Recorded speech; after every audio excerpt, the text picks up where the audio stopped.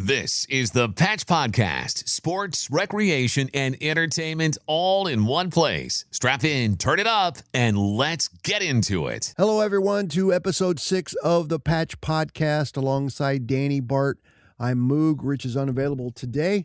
We thank you all for joining us. We are recording this on Mother's Day. So hopefully all the mothers that are listening to the podcast had a great Mother's Day. So with that, gentlemen, good afternoon. How are you? What's up, Moog? What's up, Moog? Not much. It's kind of a slow day, which is kind of a good thing. What do we want to talk about today? Just want to wish happy Mother's Day to all the mothers out there. Happy Mother's Day. Yeah. Hope everyone had a good day. So let's talk about a little bit of sports today. NASCAR. What's going on in NASCAR? Where are they at today? Watkins Glen, road course. So they rained out qualifying, so they'll go by the standings. That means Tyler Reddick should be on the pole. Good to hear. Tyler Reddick. Hopefully he can win another race with his partners, Michael Jordan and Denny Hamlin. Definitely wish Mr. Reddick good luck. Okay, Moog, I've got something. We've had the Kentucky Derby last weekend. Now they're prepping for the upcoming Preakness, which will be next Saturday. The winner, Golden Tempo, has been pulled from the Preakness. He will not enter it. Apparently he has problems with his hoofs cracking, and they don't want to race him that quick, with that big of a turnaround, only a 2-week turnaround, 1 week, whatever you want to call it. So he will not enter the Kentucky Derby.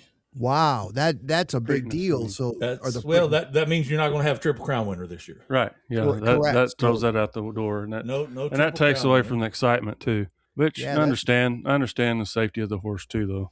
And yeah, that's a huge letdown. Well, and he is a stud, so the breeding rights on him, especially since he is a Kentucky Derby winner, you're looking at, they take him to stud if he doesn't, don't want him to break down. Right. That's interesting. I mean, that's what most horses, if they're older or they win the Kentucky Derby, obviously they'll stud them out, so to speak. And I would be concerned more about the cracked hoofs if that's something that's genetic or something like that. Would that be something normally they would ask about? I'm satisfied they would ask about it. Something else after the Derby, I don't know if we talked about it. All three first, second, third place horses was all related to the great stud horse Curlin. Now, 19 of the horses that raced, of course, it should have been 20, but Great White, I'm trying to look at, what was it, Great White that threw the fit before loading into the gates. 19 of the 20 horses all fell back to the Great Secretariat. Mm-hmm. Wow. Yeah, the bloodline. Yep. Yeah, somewhere in their bloodlines, Secretariat. That sounds an awful like the British Empire.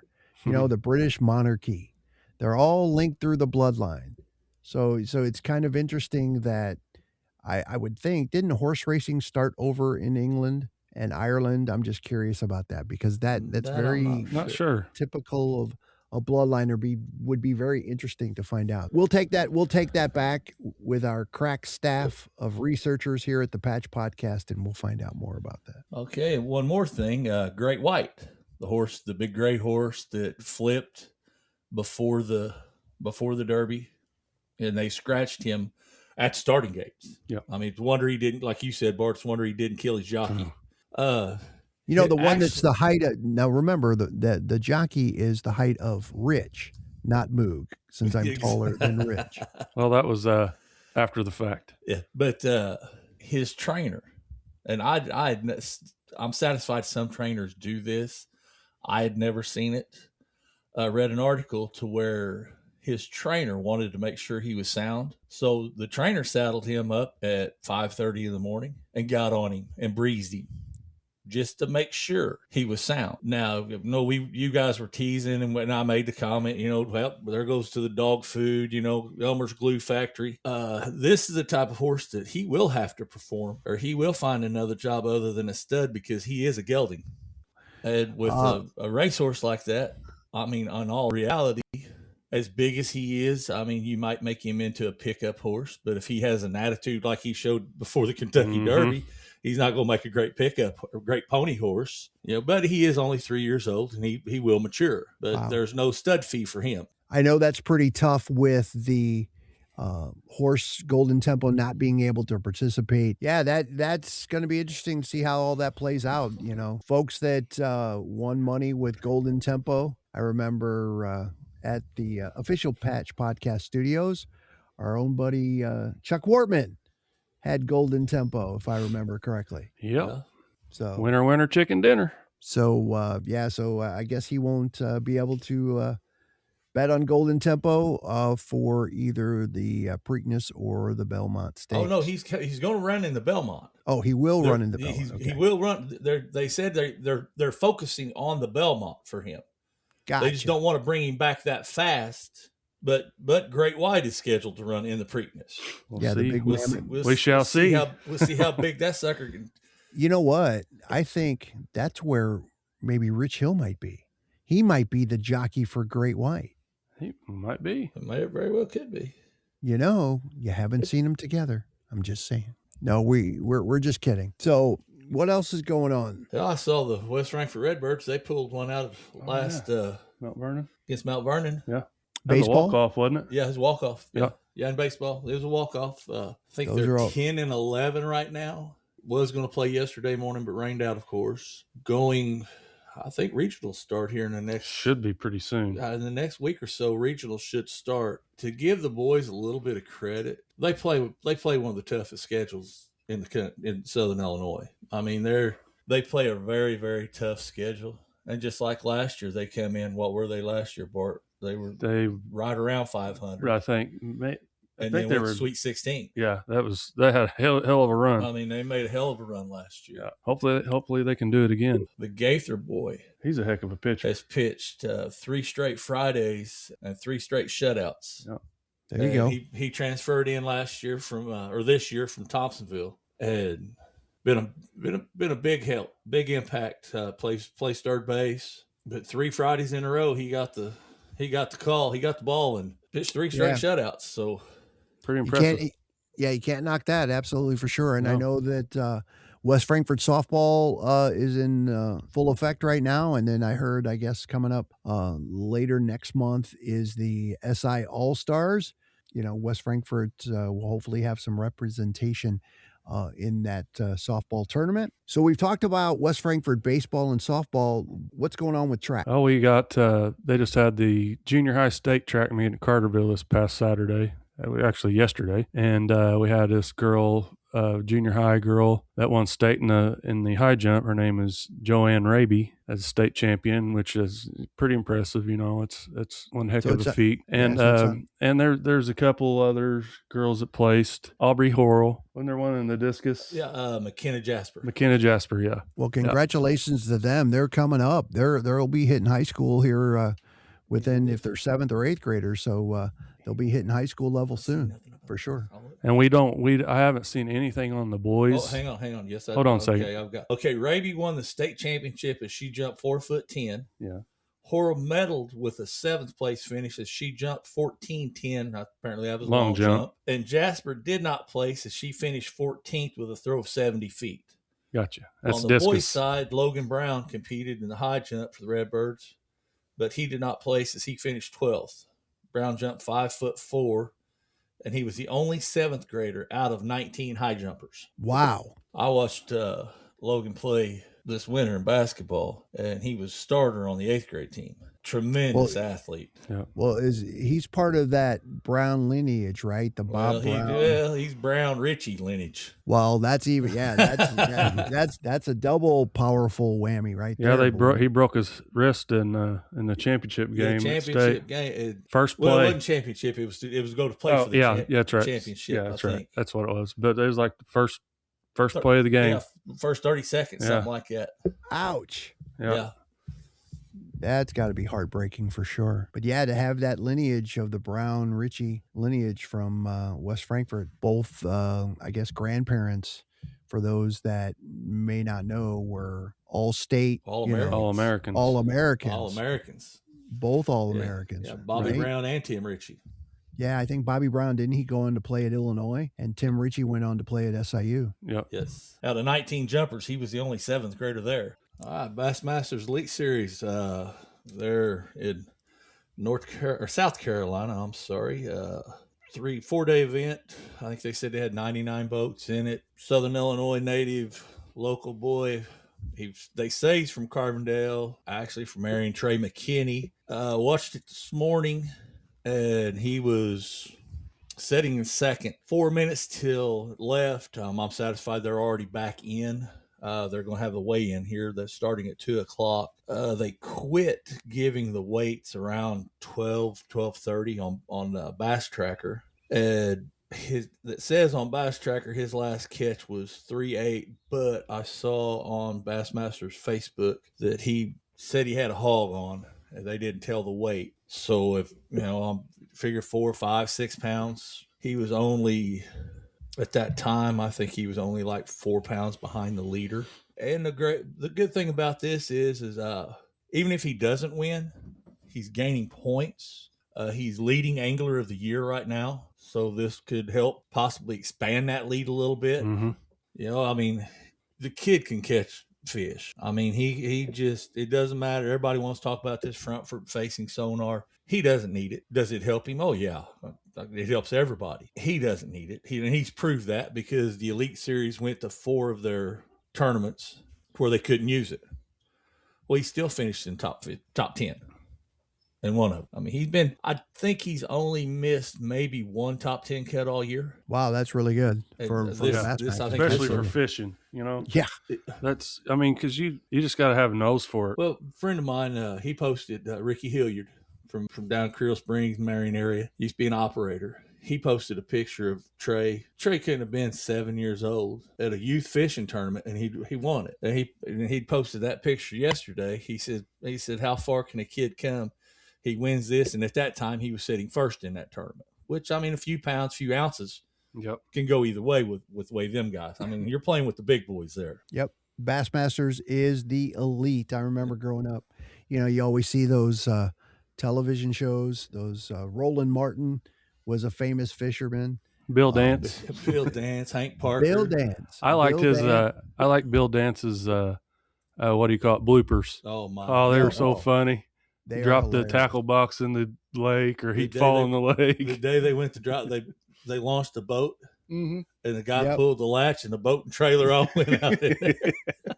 You know what? That's what really, as a small kid, got me interested in fishing. I'd see that on television. It's like, oh yeah, now I want to fish and buy all the stuff and that. Yeah.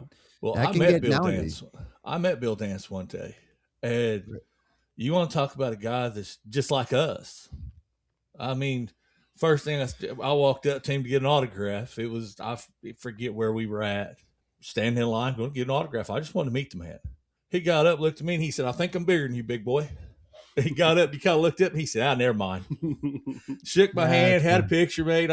He's just as common as as we are. Yeah. Yep. You never know he was a professional, like that. Some people don't change because they have money, Exactly, and some people do. and that's a good thing. Yeah, and that may be a whole podcast someday.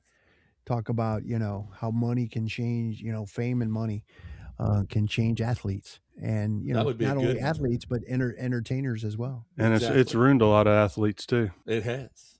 and entertainers. Yeah, so we may have a future podcast on that one, gentlemen. So that's a great point. But yeah, great information on fishing and the Bassmaster. So we'll see how the local Southern Illinois boy Trey McKinney finishes in that tournament. Baseball. Let's talk about baseball. I know the St. Louis Cardinals. They're surprising a lot of people. Yeah, know, they're very young. They seem like they're hungry.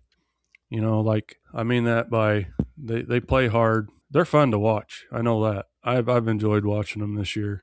I was a little skeptical at first because they're young. They're 23 years or younger. Some of them, most of them, they've been pretty impressive. As long as they keep their head on their shoulders and don't try to do too much, just let the game come to them, and I think they'll be fine. Just I think the pitching is getting a little bit better. I think it needs to. I think what's going to happen. To me, I was watching the game yesterday, Cardinals against the Padres, and I think they lost 4-2 in that game. I'm Had a just chance to win it. they did have a chance to Struck win out it. with bases loaded. I think Nolan Gorman This is going to be a pivotal year for him. If he doesn't perform the way they need him to, I think he's gone next year. If not middle of this year. Well, I think they need to sign Wynn and Weatherholt right now. Get them in the bag and not have to worry about it. I would agree with you there. That's Because supposedly they might be going on strike next season. And then who knows, what the rookie sign-on bonuses and stuff would be. It goes instead of 5 to 6 years, it could be 2 to 3. I was talking to a buddy of mine earlier about it, and that's what we was talking about. And I agreed with him. I was like, yeah, we need to definitely need to sign them two now. I meant St. Louis Cardinals. Well, Wynn was Gold Glover last year, wasn't he? He won the Golden Glove last year. His first award. When Gorman won Silver Slugger, was that was Burleson. Burleson. Yep. So Burley won the Silver Slugger. Wynn got his Gold Glove. Speaking of Platinum Glove members, not of the Cardinals, the other day I was watching the Cardinal game between the Padres and the Cardinals, and Fernando Tatis Jr., his dad played for the Cardinals, as you both know, hit 2 home runs in the same inning. 2 grand slams in the same inning off the same pitcher. And so Tatis is now in the outfield. He's no longer playing shortstop for the Padres. No, he plays second. No, they put him in the outfield. He played second 2 days ago. He was the one in the outfield that made the error for the J.J. Weatherholt inside the park home run. Fernando Tatis was in the outfield. I understand that, but he plays second base also, Moog. Oh, I understand that. You're both right.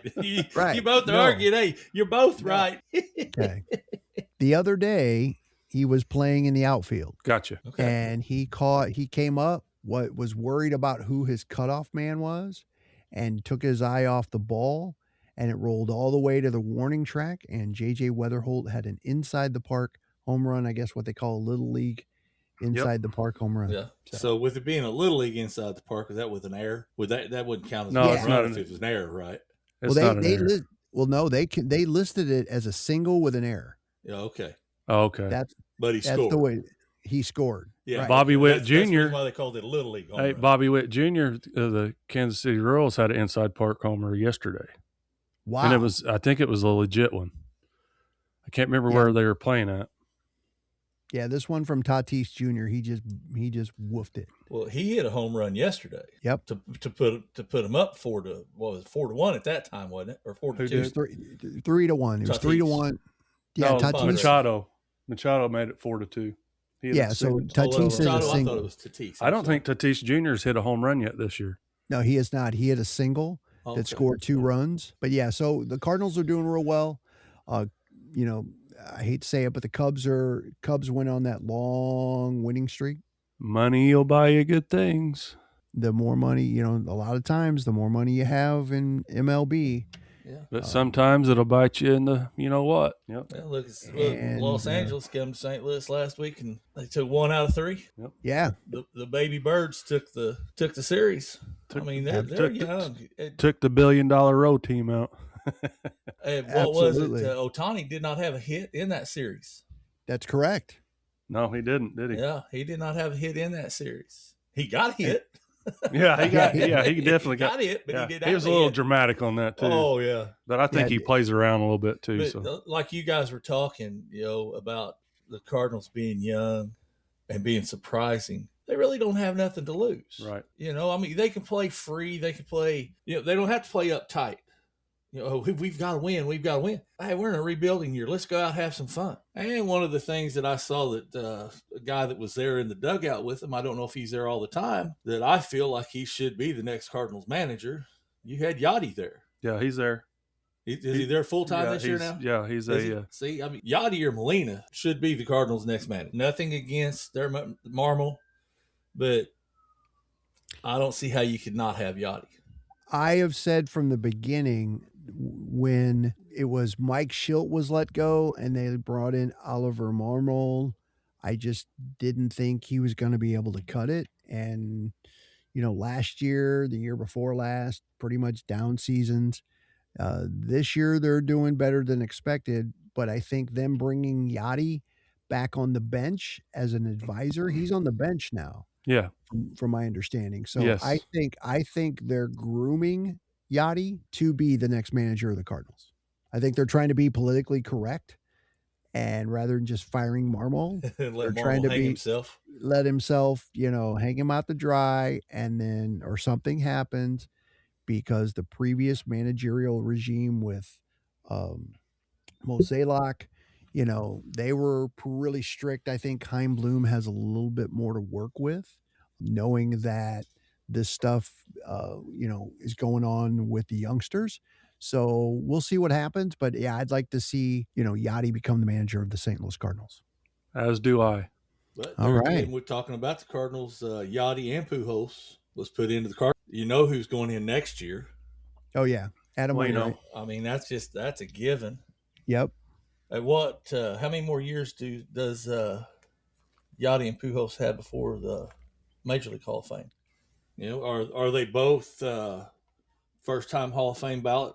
So let's talk on that, Danny. That's a great point. Are Yadier Molina and Albert Pujols first ballot Hall of Famers? I say yes. I agree. Yachty caught the most games of any catcher for a single team. Never left. 20 years. The loyalty. And not only did that, by him doing that, he was a really good defensive catcher. And he started out they just had him in there for his defense, and then he improved his hitting, which was, a big time boost because he couldn't hit broadside of a barn when he first got there. So but he did run that team. Oh yeah, he knows how to run the pitchers. He knew how to run that team, and that's the reason he was. why He was the manager on the field. A great manager. Yep. He even Tony La Russa said he is my manager on the field. Yes. Well, and so to that point, he was the after Albert left in 20 after the 2011 World Series, when Albert left, Yachty played even more of a role of that manager on the field perspective. And so to your point, I think given his statistics, his defensive prowess, they always try to say, well, they let Pudge Rodriguez in, it should be a no-brainer for Yachty. And Albert definitely, without question, will be first ballot. If not, somebody needs to beat down all the voters. I'm just he had the best 11 years that anybody had, I think. Oh, just unreal. The first what 11. Was the Cardinals manager? La Russa. No, right after La Russa. He was catcher for the Cardinals. Oh, Matheny. Mm-hmm. All right. Seen an article whenever Matheny was a catcher for St. Louis at that time. Yep. Yachty's coming up. He's a rookie. They were at spring training. Matheny told his wife, he said, I've lost my job. He said, it's time for me to retire. And she said, what do you mean? He said, this kid's phenomenal. And Matheny saw it. Mm-hmm. Right. Oh yeah. Mike Matheny knew well, it. He's under tutelage of Matheny too. Yeah. That was one of the things, to your point, Bart, that Matheny took him under his wing, kind of, showed him how to be a big leaguer. And, but Yachty comes from a family, right? He's got two other brothers that were catchers. Yep. And one of them is now part of the Spanish language broadcast team of the St. Louis Cardinals. Yes, sir. Now, was he the one that Yachty left the Crackers at home plate for when Yachty was hurt and they were playing against him? And Yachty went out and left some crackers, whatever his brother was coming out to catch. I'm sure. Yeah, I'm sure. That I think that was Benji Molina that he did that for. But Benji's the one that does the Spanish broadcast for the Cardinals. Correct. Yes. Correct. So yeah, I agree. I think both of them should get in first ballot, no question. If not, like I said, voting for the Hall of Fame should be totally redone if they don't get in. They retired in, what'd you say, Bart? Pujols and Molina retired 2022, and then Waino retired the next season. So I believe it's 5 years. 5 years. So next year they'll be eligible Absolutely. for the. So then they should be eligible 2027, correct? Yes. Correct. So that means next spring we'll know if they're going to be in the Hall of Fame inducted. Should. Yes. Looking forward to that induction for sure for Albert and Yadier Molina. All right, so let's switch gears a little bit. Let's talk about, I know, Old King Coal Festival at the time of this recording will almost be wrapped up. Does it wrap up today or tomorrow? Today. So it does wrap up today. So I believe at 5 o'clock. So hopefully everybody got to participate in the Old King Coal Festival. Well, they did have some. Sorry, Moog. They did have some beautiful weather this weekend for it. I know that. Yeah, I've been to a few of those, and sometimes the weather was just garbage. And so, yeah, it's always great to hear when they have it out at the park. You just go mudding. Yep. Let's go play in the mud. Yeah, it's definitely not like it used to be. The 3-hour parade and stuff like it back in the day, and oh my, and then the band competitions at the football field, and now you'd be lucky to get 20-30 minute long parade, and then they don't have any of that, the band competition anymore. So which times change. So yeah, times change. In fall too. Yeah, it was in October or late September, October. Yeah, they switched it a few times, but yeah, it was always really close to the DuQuoin State Fair around that same time. And you so had the DuQuoin State Fair, you had Murfreesboro Apple Festival. I think the Murfreesboro Apple Festival and the Old King Coal used to be at the same time, I believe. And so this a couple weeks you got Heron Festiva Italiana. We know that's coming up. DuQuoin State Fair coming in August. I know I will be down for that to help celebrate the 50th anniversary of CILFM. Even though WCILFM was around prior to that, they changed their format in 1976 and became Rockin' Radio CILFM. So congratulations on their 50th anniversary. So I will be down to help celebrate for that. So looking forward to it. I think it'd be kind of neat if we could get a spot at the DuQuoin State Fair for the Patch Podcast and maybe do a live broadcast for the Patch Podcast during the fair. So we'll check that out and see what we can do. How would you boys like that? The Sunday afternoon would be great. Yeah, I think that would be the best. Sunday before Labor Day. That'd be perfect. So for those listening, we'll let you know how that progresses. So maybe you might see us at the DuQuoin State Fair. We'll have shirts. We will have shirts available for purchase at the DuQuoin State Fair, and if we make it there. So yeah, that would. But we have shirts available. If you want to purchase those, like we've mentioned on previous podcasts, contact us either on Facebook or Instagram or any one of the other platforms that we are on, which are Spotify, Apple Podcasts, and iHeart. So just comment if you want some shirts, and we will get back to you, and we'll work that out for you if you need custom sizes or if we have your size in stock. College softball. Oh, yeah. College softball had their conference tournaments ended yesterday. They'll have their tourney pairings tonight around 6 o'clock. I know I'm a big fan of the Texas Tech Red Raiders. Like everybody says, best team money can buy. They got beat yesterday. Really? Matter of fact, they got shut out. Yeah, they got beat yesterday. 4-0, wasn't it? 4-0. And all 4 runs was scored in by Arizona State in the 3rd inning. Girl hit a bomb off of Nigeri Canaday, however you say her last name. Yeah. The $1 million arm, and Coach Glasgow pulled her. Wow. First home run, pulled her. Put in his other great pitcher, and she gave up 2 home runs. And after that inning, he sent Nigeri, because apparently in college, in softball, you can re-enter. Yeah. Unlike in baseball, whenever you get pulled, you're out. Yeah. He sent her to the bullpen, and they interviewed him a couple innings later, and he said, "Hey, he said her changeup wasn't working." He said, and that's one of her major pitches. He said, so I pulled her, sent her to the bullpen, and she got it right.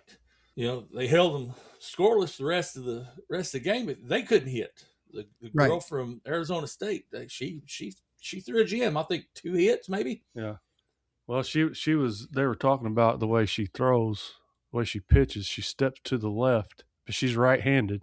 She steps to the left, towards the left-handed batter, and it kind of throws your eye level off. Right. You see her go one way, and the ball's coming another. So That's what they were saying yesterday. But you know what? My coaches always told me, keep your eye on the ball. Watch the ball out of the pitcher's hand. Don't watch anything else. So. Yeah, so Alabama was ranked number 2. I think Texas Tech was ranked 4. Yeah. Alabama was ranked 2. They got beat by Texas, which Texas is returning national champions. I don't know if Missouri got in. I know last week when we were doing last week's podcast, I kind of saw some of that. Missouri was playing. I don't know. They were on the SEC network and didn't know if they were going to get a spot. I guess I don't know how the regionals are set up. Well, see, that'll be tonight. Yeah. They had the conference tournaments this past week. Yeah, and Eastern Illinois won their conference softball. And I don't think they have a conference tournament, do they? Yeah, they won their conference. Yeah, I think they beat. I can't remember who they played. I think they beat them 14-0 in the championship game. Oh wow! Oh, you're talking conference tournament. Eastern Illinois beat Lindenwood 5-2 in the championship game yesterday. Yeah, I want to send my condolences out, or our condolences out, from the Patch to Coach Chuck Ingram out of Harrisburg. He just passed away a few days ago. I want to keep his family and friends and everybody and his former players and runners in our thoughts and prayers. And he was a heck of a coach, man. He supported everybody. You see him talking to the other kids from different teams, and he would encourage them, and he was very good at that. And he was a dandy, and just want to send our condolences out to his family and friends and former players and / runners. And it's Patch Podcast. We'd like to send our condolences out to Lawrenceville. Coach Ron Felling passed away this week. 2 state titles, undefeated. Couple years up at Lawrenceville, left Lawrenceville to be a assistant coach at Indiana under Bobby Knight for 13 years. Amazing man, amazing coach. Everybody seemed to love him. I personally never got to meet him, but I've heard a ton about him. So our condolences go out to his family and the city of Lawrenceville and the Hoosiers, because everybody in Hoosier Nation knew who he was. And also we've had some tragedy in Southern Illinois at several different school districts with some students in Mount Vernon, Vienna, Salem, and really close to home in Thompsonville. So our thoughts and prayers go out to those communities from the Patch Podcast. And that's it for episode 6 of the Patch Podcast. For Bart and Danny, I'm Moog. We'll see you next week on the Patch Podcast. That's a wrap for today's episode of the Patch Podcast. Thanks for listening. If you enjoyed the show, subscribe, share it, and tell a friend. Until next time, stay active, stay entertained, and we'll see you back here in the Patch.